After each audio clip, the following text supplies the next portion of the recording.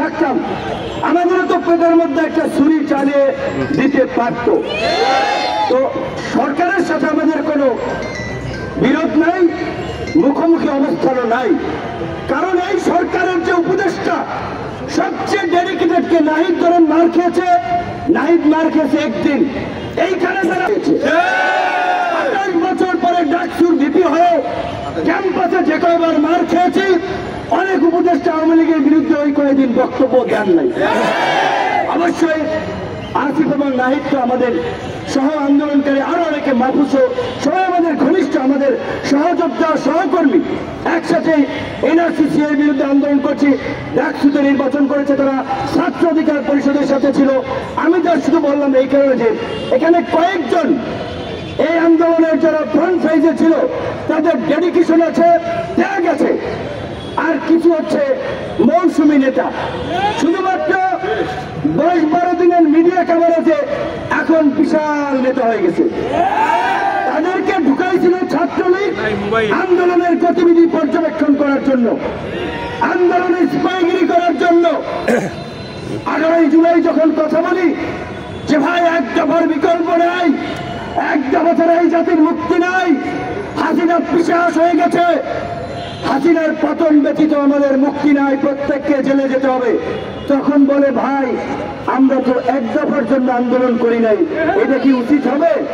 এইরকম এখন কি একজন ব্যাপক বিপ্লব হয়ে গেছে, অথচ ফুল ছাত্রলীগের এজেন্ট হিসেবে এখন যাই হোক সোশ্যাল মিডিয়ার করে ব্যাপক পপুলারিটি হয়েছে, সেলিব্রিটি বনে গিয়েছে।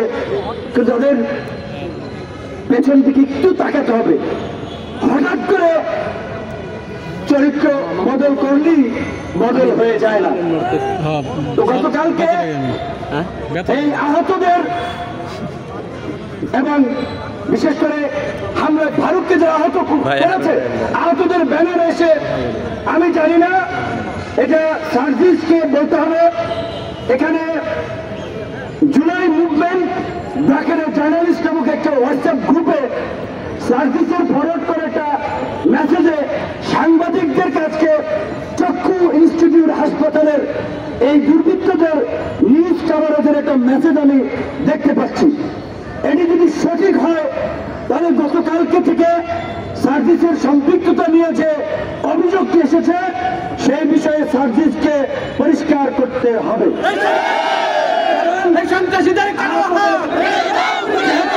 আহতদের চিকিৎসার জন্য ক্ষতিপূরণ দেওয়ার জন্য জুলাই ফাউন্ডেশন গঠন করেছে, সেটার তিনি দায়িত্বে আছেন, তাহলে তার সাথে একটা সম্পৃক্ততা স্বাভাবিকভাবে আছে।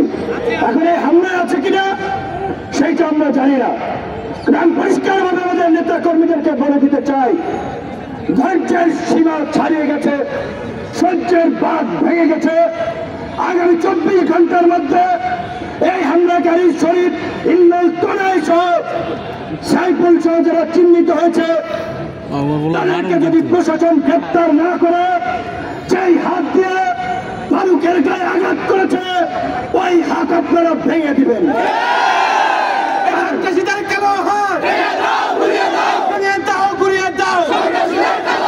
জন্য যদি জেলে যেতে হয় হুকুমদাতা হিসেবে 1 নম্বর আসামি আমি আবার বললাম। কিন্তু এখন যদি আমাদের রক্তে ভেজা বাংলাদেশে এই অধিকার পরিষদের নেতা কর্মীরা গত 7-8 বছর ধারাবাহিকভাবে যে লড়াই সংগ্রাম করেছে, রক্ত দিয়েছে, এই রক্তই আজকে বিপ্লবের প্রেক্ষাপট তৈরি করেছে।